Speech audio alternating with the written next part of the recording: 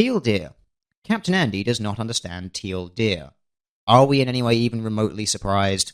I'm certainly not. So before we go anywhere, I'm going to introduce you to this. This is the mocking teal deer that Captain Andy drew for me as a means of just trying to insult me or something, but I actually think that it's kind of cute and derpy. In fact, I think it's so cute and derpy that I'm in fact going to be using it as my display picture for this video. Now on to the second point, which I find particularly amusing, and that is that out of the hours of video footage that I have uploaded to the internet, Captain Andy has chosen to use only a few minutes of very out-of-context quotes, which is going to make them incredibly easy to destroy, but it is rather amusing because it does show just how disingenuous he is. But hey, before we even go on to the video, let's take a look at the video description, shall we, because it is rib-ticklingly amusing. Trigger warning. This video features teal deer, a rape apologist, transphobe, homophobe, racist, misogynist, and all-round obnoxious twerp. I think we should maybe actually address some of these before we go anywhere, because those are some very serious allegations, some of which are actually illegal and punishable by jail time. So if you genuinely believe that I am responsible for any of these criminal activities, you should indeed feel free to get the police involved. But anyway, moving on. Rape apologist. I'm not sure you actually know what the word apologist means, but I have repeatedly made it clear on my channel that under no circumstances is rape ever acceptable. Telling people to take precautions for their own safety is not apology for someone else's criminal activity. Transphobe.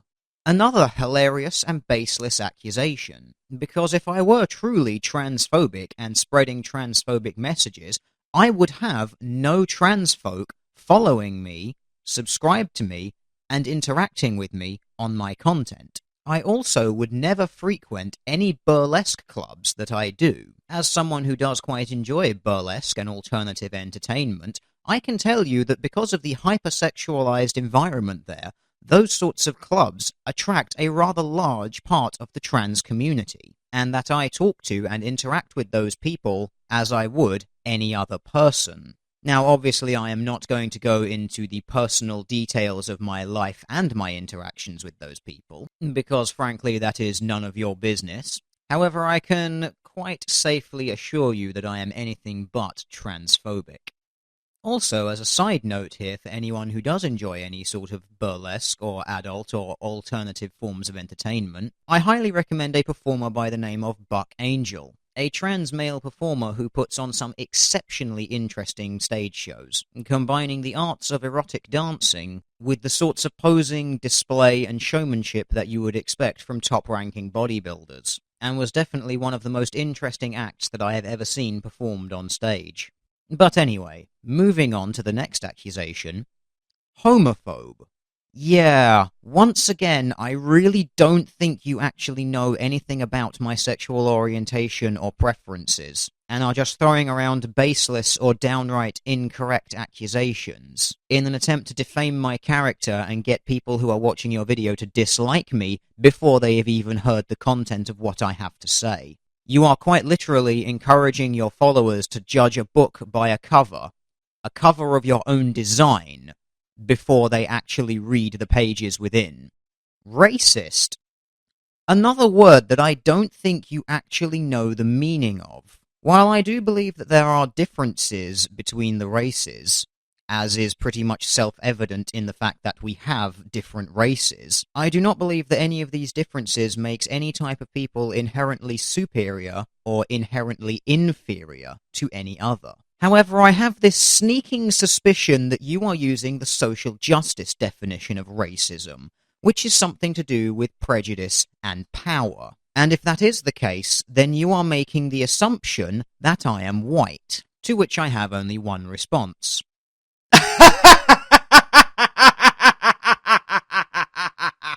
And finally, misogynist.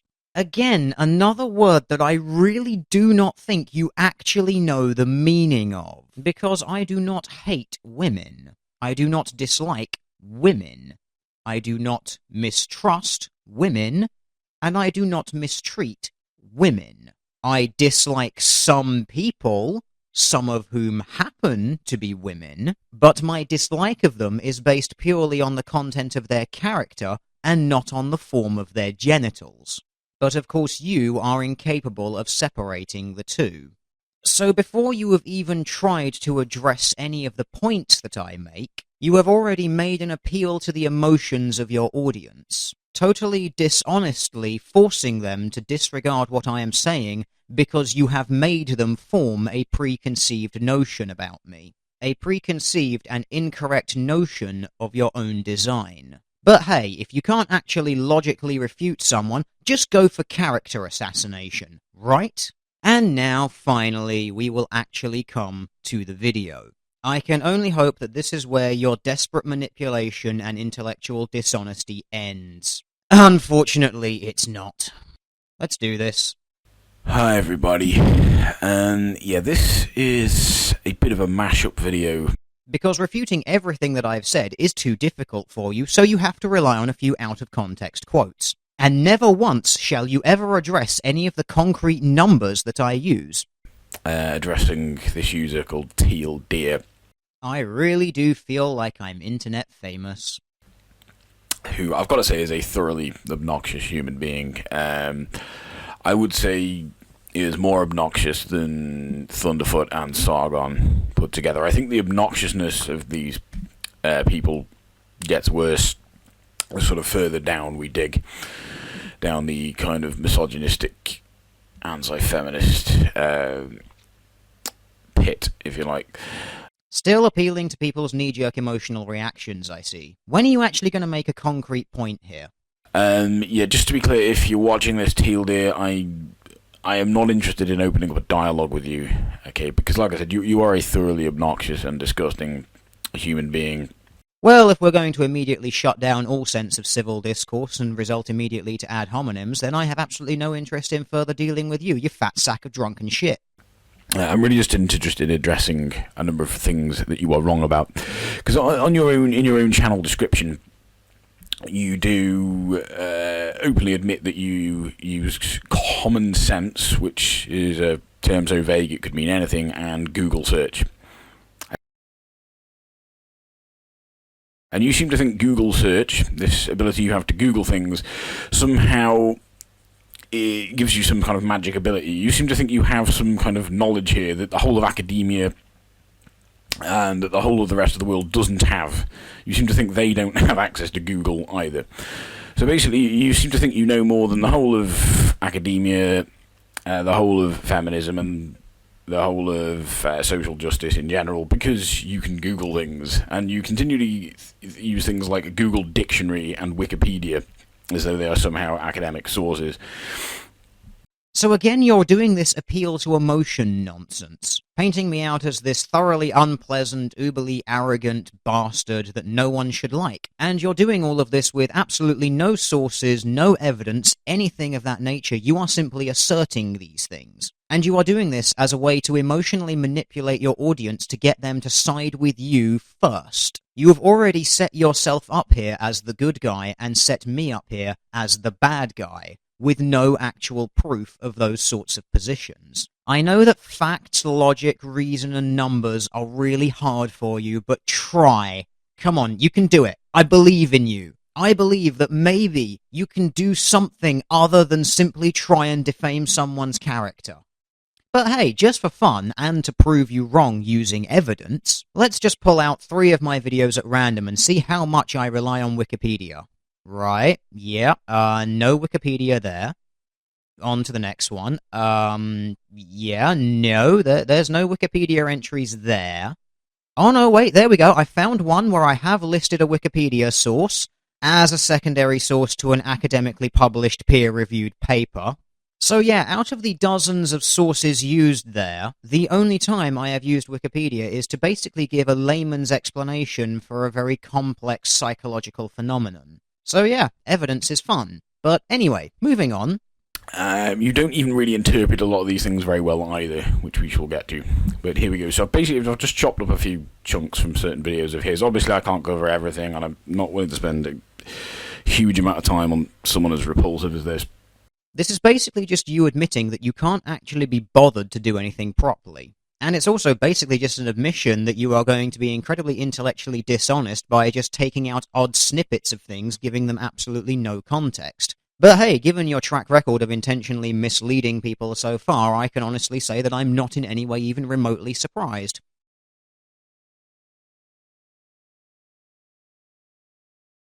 The definition of feminism that I work with, and most people who identify themselves as feminists work with, is the fight for the equality of the sexes. As opposed to the actual definition, which says equality for women. You will notice that the word that has in its definition the equality for all people is egalitarian. Seriously, take a moment to compare these two words. They are actually very different in their meaning.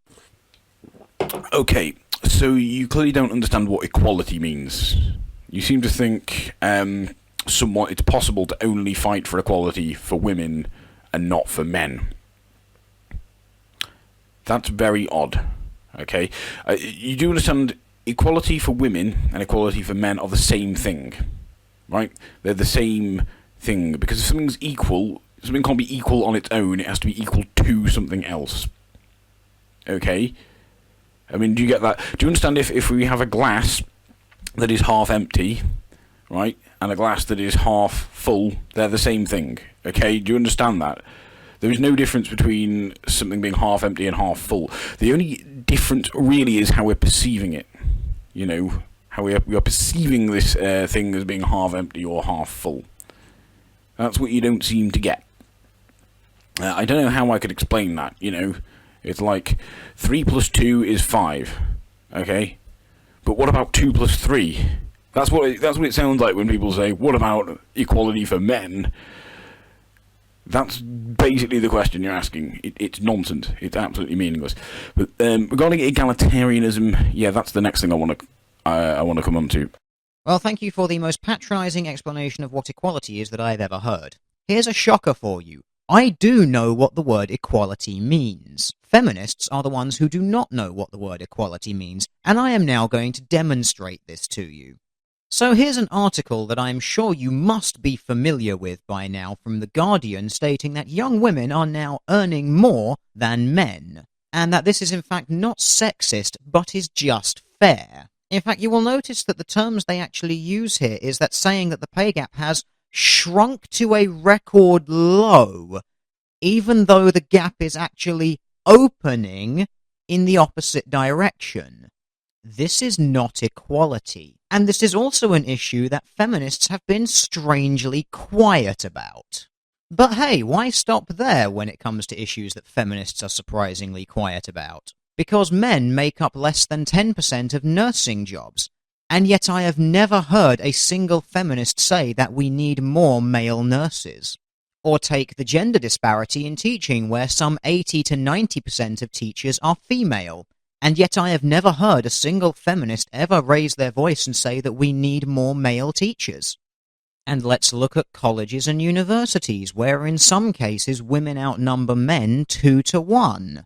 And yet there are no feminists complaining about this blatant inequality. In fact, there is still an institutionalized push to get more women into universities. Can you see now why I'm very skeptical about just how honest and committed feminists are to true equality? No, of course you can't.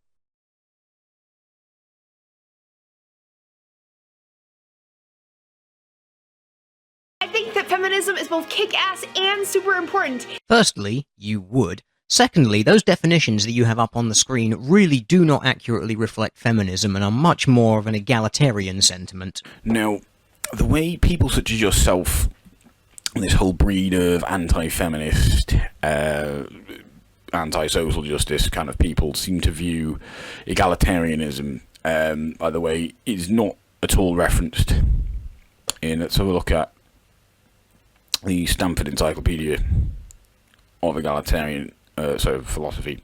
We'll look at the entry under egalitarianism. I'm going to skip a rather large chunk of this video here, because otherwise it's just going to get ridiculously monotonous, because he basically drones on reading the entirety of the page. The gist of it is that there are several different types of egalitarianism, and he seems to think that this is something that I am not aware of.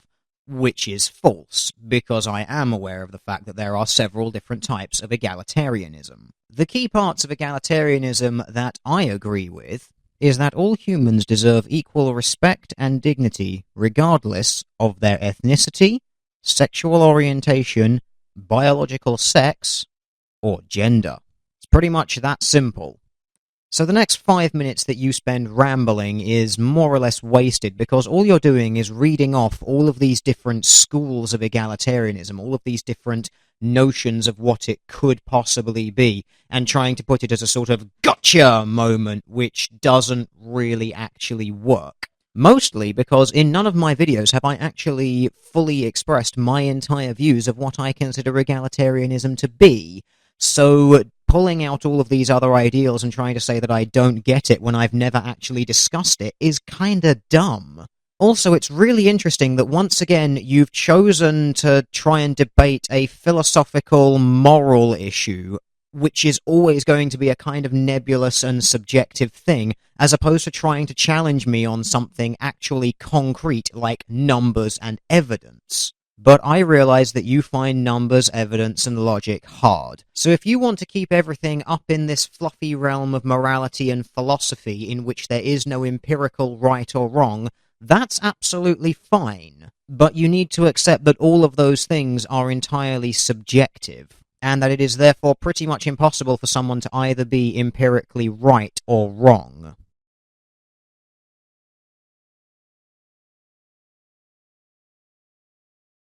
Find me one example in the Western world where any type of person is legally discriminated against in any capacity. Feminist because my first boyfriend sexually assaulted me, and when I went to my friends for help, they called me a slut. Well, I guess your friends are just assholes then. Also, I'm pretty sure your first boyfriend did not sexually assault you, because if he did, you would have gone to the police, because sexual assault is a crime. Okay, so there we have a couple of examples of you using, unwittingly, as it seems, using the legalistic fallacy. And you clearly don't know what that is, and that's where you assume, because something is written in law, that it must be recognised in practice.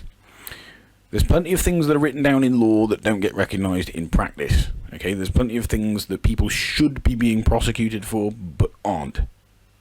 Okay? Just because something's written in law doesn't mean people are recognising that in practice. It doesn't mean the authorities are enforcing that law. Or they're not enforcing that law as much as they're enforcing other laws. Okay? That's pretty simple to understand.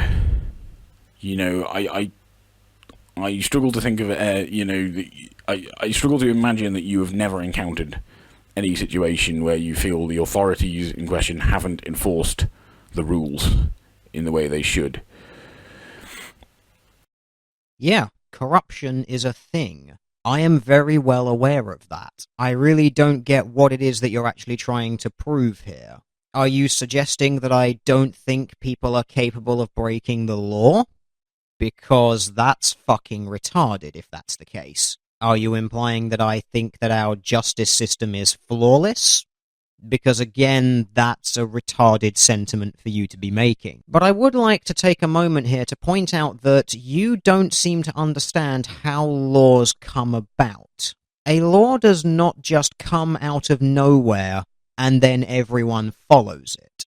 What you have done is to put the cart before the horse. What happens is that there is a social desire, there is a social push for a law to be put into place, and then that law is enacted.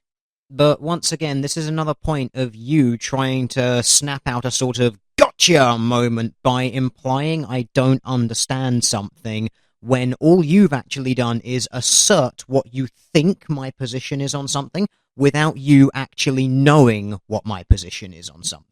And in this particular scenario, you seem to think that I'm some sort of robot whereby I assume that because a law is enacted that everyone instantly follows it and that people are incapable of being criminals. Which is fucking laughable, because it's pretty much common sense that no, the law can be broken and frequently is. But once again, you've chosen to argue about something that's kind of in this nebulous world of morality and philosophy, as opposed to engaging with hard, fast numbers, because once again, this is a subjective issue.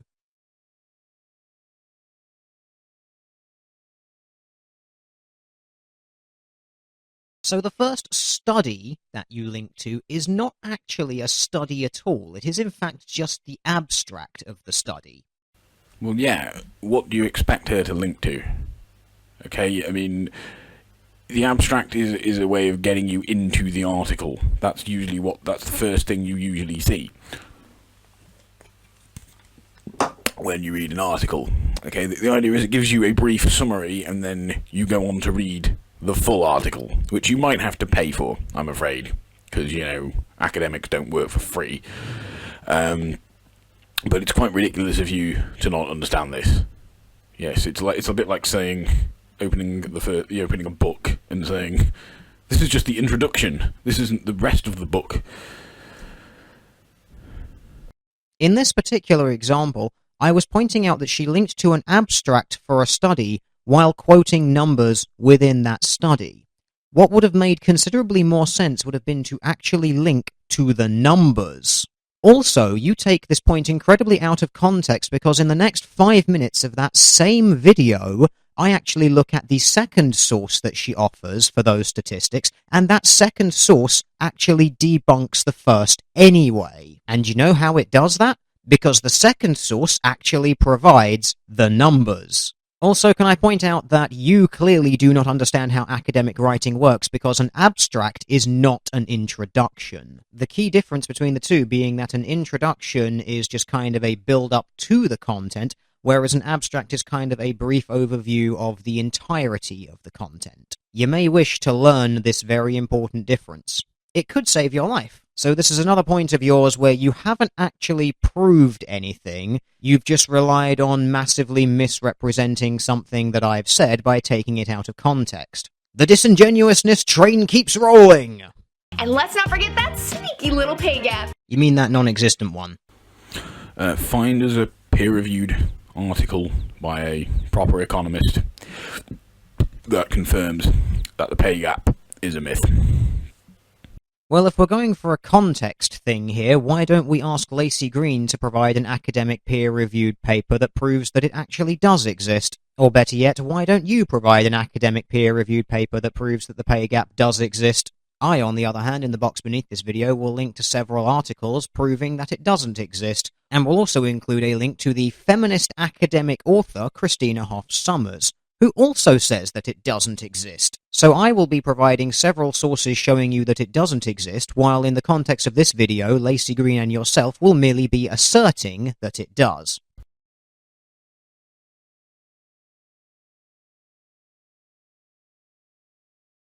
And here are a few of my reasons why. I really hope that you're not now going to list a load of first world problems or issues that don't even affect women and tell us that somehow feminism is going to save us all. Well, let's look at what she actually has to say. I'm a feminist because I believe that the world should be safe for girls, everywhere. Because half the girls in Yemen will become child brides. Because 65% of Brazilians believe that a woman who dresses in revealing clothes deserves to be raped. Because in Saudi Arabia, women still can't vote or drive. I'm a feminist because in every corner of the world, every day, women's bodies are used as a battleground in wars started by men. Raped, beaten, sold into slavery, mutilated, burned with acid. And what do you have to say? And yes, all of the massive problems that you've cited come from the third world, yet you quite happily sit around complaining about problems in the first world, even when you know that there are these atrocities happening elsewhere. So the fact that she's addressed third world issues isn't enough. She has to be addressing them, and only addressing them. Let's look at a clip from one of your other videos again, just to show how inconsistent you are. Also, the way you keep talking about the world, it really makes me think like you are referring to third world countries again. Places that, yes, have absolutely massive issues that do need to be fixed. But guess what? You are not the freaking world police. Other countries have other governments who will run their countries as they damn well please. You are not part of the electorate of that country. You are not part of the government of that country. You have no right to dictate what they should and should not do. So, if feminists aren't talking about the third world, they're just a bunch of selfish, spoiled brats. But if they are talking about it, then according to you, they're trying to police the world and they should stop. So they're kind of damned if they do and damned if they don't. Yeah, you haven't really thought this one through, have you? And I'm now going to explain why you're an idiot.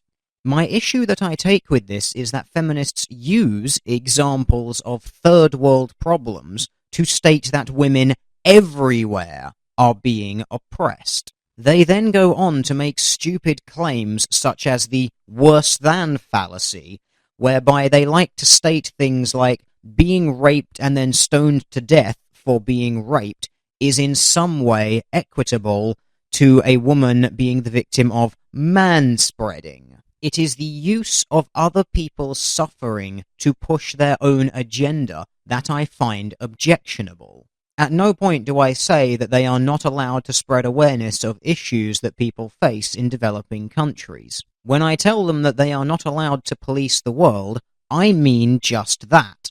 Because they are in no way associated with that country, they have no legal right to go in and effectively act as a dictator for that country. They are, of course, completely within their right to act as a pressure group to campaign for economic, social, or political change within those countries.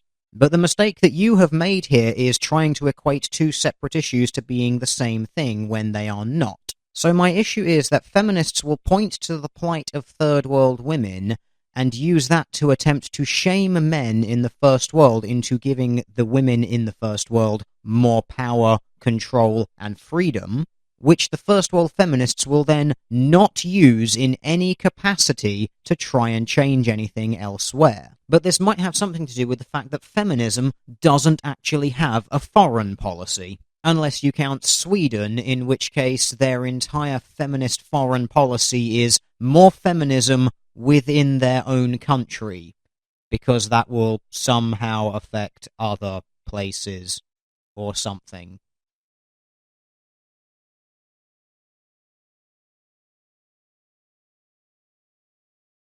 I am not even going to play this section of this video because it is so fucking retarded and goes on forever.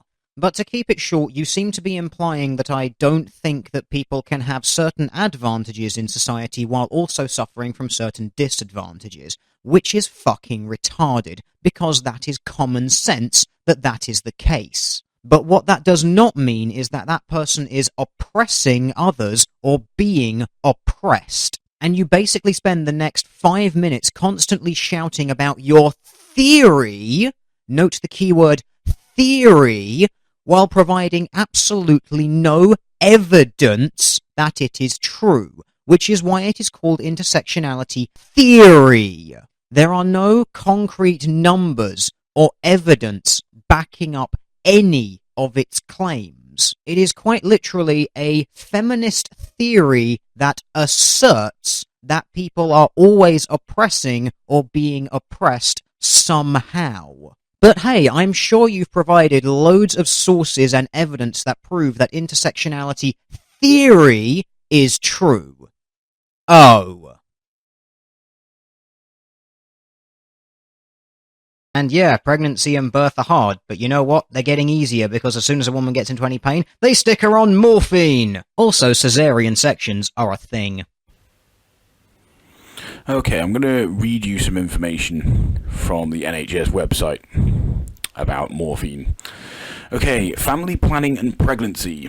Most medicines in some way can affect the development of a baby in the womb. The effect on the baby differs between medicines and also depends on the stage of pregnancy that you have reached when you take the medicine. In the case of morphine sulfate, the use of this medicine during pregnancy or labour is not recommended. You should only take this medicine during pregnancy if your doctor thinks that you need it.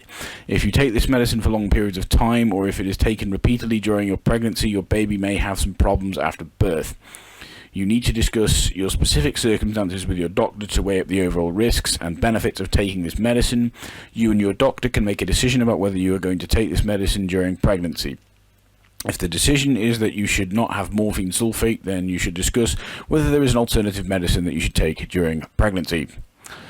So, yeah, you don't understand morphine, okay? Morphine is not just some magic thing you can just dope people up with and expect everything to be fine, okay? It's actually really not recommended, as we heard there, for women in labour. As for your comment about caesarean sections, They on a picnic either. Teal, my dear. I don't know. This is cutting someone's gut open and pulling their baby out, leaving a rather big scar. Okay, this is not just some walk in the park. I just think that you and I, Teal, being men, I don't really think we should just dismissively talk about things like cesarean sections like they're no big deal.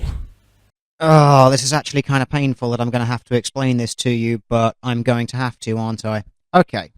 Just because something is not immediately recommended, that does not mean that it does not happen. And now I'm also going to laugh at you taking, again, what I've said out of context and being a disingenuous arsehole. This response was made to Lacey Green asserting that pregnancy and giving birth is somehow some sort of female strength. First of all, pregnancy and childbirth are a personal choice, something that you are aware of when you get into the situation. You know of the pain and the problems that it can cause. So putting yourself in a position where you know you are going to suffer a lot of physical discomfort, to say the least, and then crying that it makes you somehow strong and demanding sympathy for it is retarded. By this logic, a man could wear a pregnancy simulator for 9 months and be deemed strong. My comment about morphine as one example of drugs that can be administered during pregnancy and childbirth is pointing out that to call it some sort of strength when there are dozens of medical aids designed to make the procedure as easy as possible is somewhat ridiculous. Again, saying that it makes a woman strong to give birth, a process that she actually doesn't even need to be conscious for anymore, is ridiculous. But once again, of course, you have misrepresented what I've said, because you're an idiot.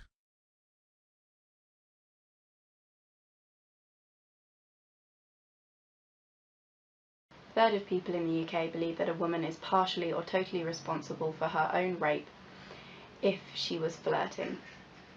Flirting is not consent. She isn't responsible. I am just going to call bullshit here. If you are flirting with someone, you know that you are flirting with them, and you know exactly what the purpose of flirting is.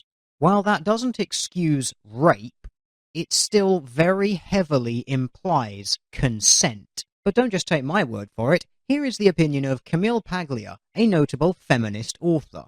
But let's set up two possible scenarios. I can see someone saying, all right, a woman goes out with a man, they wind up in a sexual situation, the signals are ambiguous, he has reason to believe that she thinks it's okay, she later interprets it differently, maybe even differently than she felt at the time, and places a different label on it, and these are no sorts of guidelines to run a railroad with. Right. I can understand that. On the other hand, I don't think that to qualify as rape, somebody has to jump out of the bushes carrying a club. What if we're out on a date, and you've consented to go out on a date with me, we have a conversation, we wind up back at my room. Just because we're in my room doesn't mean you've consented to anything that I can impose upon you. I disagree with this. I feel that, again, through my study of history, that unchaperoned dating is a relatively recent phenomenon, and it's largely confined to the industrialized democracies. I feel that every day is potentially a sexual encounter. What else is it, all right? If a woman is not interested in sex, she must signal that from the start. She should not be going to a man's room alone. She should not be getting into a car with a strange man. These people can be Ted Bundys, all right?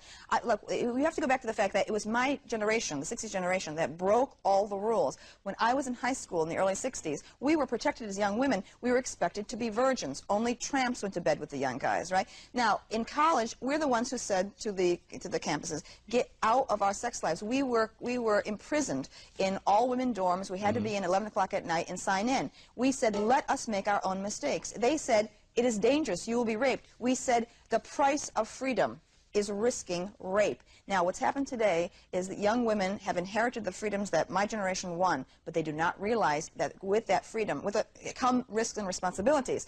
Now, again, I'm saying sex is a dangerous and unstable, it's a combustible force. You cannot predict how someone is going to behave. A very rational person, male or female, can suddenly behave irrationally if you push the wrong button, because all kinds of things come flowing out of you that are nonverbal, that are beneath the conscious realm. But Freud was thrown out of the feminist movement 20 years ago by Kate Millett, who declared him a sexist.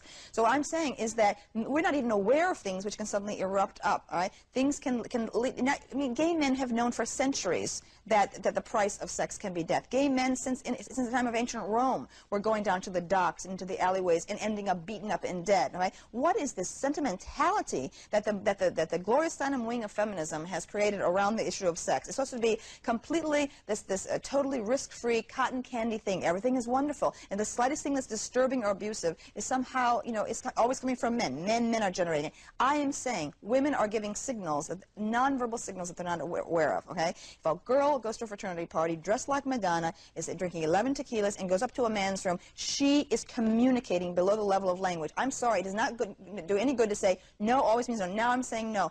To go to a man's room is, in effect, to consent to sex. This is what I want to bring back. Right? I'm pro-sex. I'm saying go with it. Go with it, girl. Okay? Go with it. Have the adventure, but stop whining when you wake up hungover the next day, and he doesn't call, and he doesn't send flowers, and then the feminists come around and convince you you've been raped. So if I call you up for a date, and I pick you up and you get in the car, have you now placed yourself in such danger that no matter what I do, you've got no claim against me? No, but what I'm saying is that my number one concern is the dignity and freedom of women. Right? I'm saying the dignity and freedom of women will not be achieved by overprotection of women. All right? It will be achieved by women taking personal responsibility for themselves and deciding what they want and being upfront about their sexual desires. I want women to want sex as much as men want sex.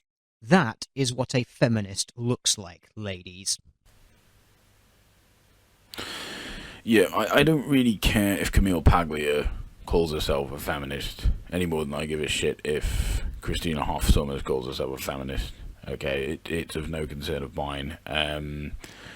Because they're not true Scotsmen, right?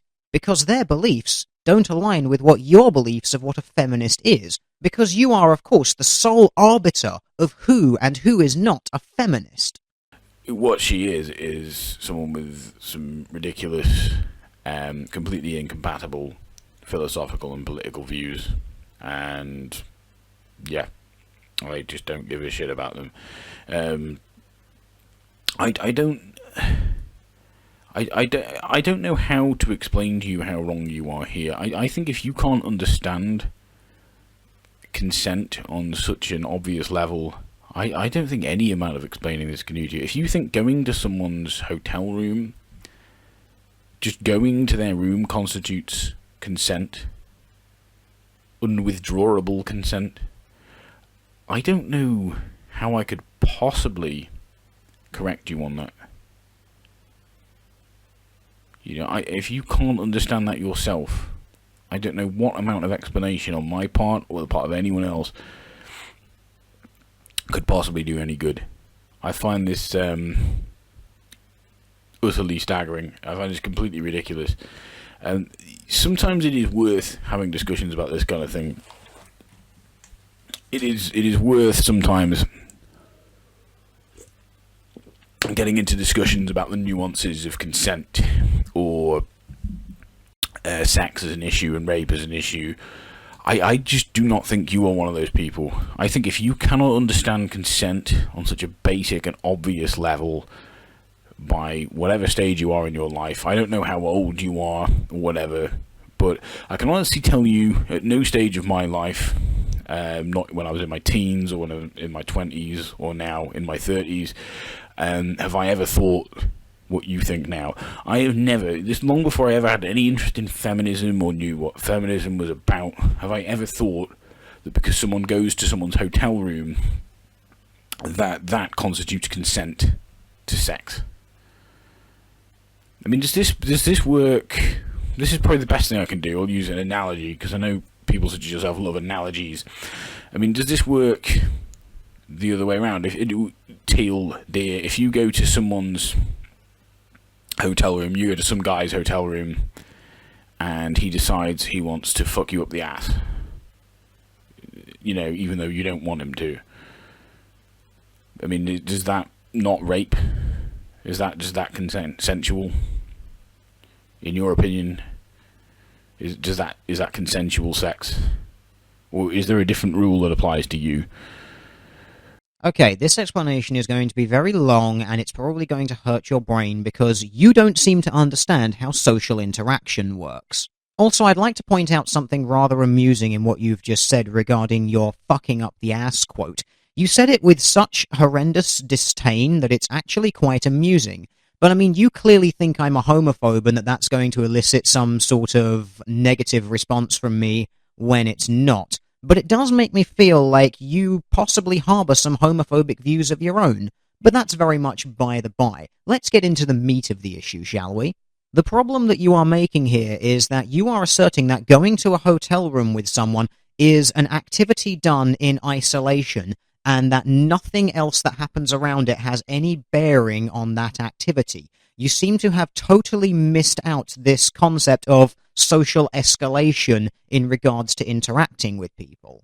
If someone walks up to you on the street and says, "Come to my hotel room," you're going to say no, because that activity performed in isolation is ridiculous. So all of the events that have happened before that event are what matters. So if in your example of me going to a hotel room with a guy, if the previous event was he said to me, "I've got a DVD that I want to lend you, come to my hotel room, it's there," and I go there, well, no, we have already established the parameter and the reason for why we're going there. So once again, the isolated incident of going to the hotel room is a non-issue. That is just an event.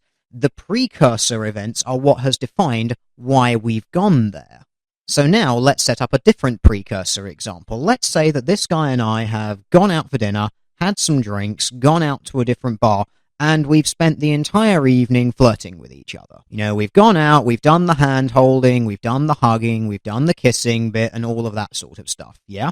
And then he says, "Do you want to come back to my hotel room?" Now, the context of the precursor events implies his intention of the invitation. The social escalation of the situation, which said we started our interaction on a friendly level, but then we have since escalated it upwards in a romantic context, the invitation therefore carries with it a very different connotation because of the events that have led up to it. Therefore, in that instance, when the invitation is made, I can then either say, "No, what we have done is good enough for me." We can either disengage there entirely, or we can pick it up at a later date when I am more ready for said interactions, or I can give my consent and I can say yes. Because at that point in time, when that invitation was extended, I knew the connotation that was made when he made that invitation. I knew his implication when he extended that invitation to me. So you've kind of missed this entire key point that is the build-up to why you would be going to someone's hotel room with them. You've totally disregarded that. You seem to take each individual social interaction in a day as in a bubble, and it has no bearing on anything else, and no other event has had a bearing on that particular event. You seem to think that every single social event is an isolated incident, when they are not. Every social interaction you have with someone is going to carry on through all of the events that happen after that. You seem to have missed this point that there is this very, very important build-up to why you're doing something. So, okay, let's have another example. If you're in a bar and someone says to you, "Let's go outside." Now, that as an isolated incident, you have absolutely no idea what or why they're going to be saying that. Now, between these two people, if in the previous half an hour you find out that they have gone out on a date, they've been holding hands, hugging, kissing, and all that sort of stuff, to say, "Do you want to go outside?" implies, let's go to a more intimate and private place so that we can escalate the romance and potentially lead on to something more. Whereas in another example, the previous half an hour may have been spent with these people having little verbal ribbing matches with each other, calling each other names, and eventually they get a little bit pushy and shovey, at which point the invitation to come outside is now basically carrying an invitation to, I'm going to kick your ass. So you see, context is very important, and if you're unable to understand this concept of like social escalation or anything like that, or this idea that words can have a context and that an invitation to an activity, given all the previous events, can carry different meanings in different situations, then I really think you should probably seek out a behavioral therapist who can actually help you to understand human interaction, because you might actually have some sort of learning disability or social disability that's actually going to stop you or hinder you interacting with people appropriately. And fortunately for everyone concerned, here endeth the video, because the next 5 minutes is just this guy basically going on a holier-than-thou rant about how I have no right to tell anyone my opinion because it's always wrong according to him. So, once again, I'd like to reiterate the entire purpose of this video. You'll notice that he's at no point actually addressed any facts and figures that I produce, which is basically 90% of my content. He instead has chosen to focus on these kind of nebulous issues of morality and philosophy, all of the entirely subjective stuff. And in every single example, he will either misrepresent it or take it entirely out of context, or just generally find some way to be very disingenuous about the issue at hand. But hey, if you can't refute facts and figures, as I said at the beginning, why not just resort to a little bit of character assassination, a little bit of disingenuousness, a little bit of misrepresentation and social manipulation? I'm sure it'll keep all of you social justice retards entertained. But hey, Captain Andy, if you ever want to actually talk about facts and figures and things that are entirely objective and empirical in their proof, then feel free to do so. Just leave all of your subjective bullshit at the door.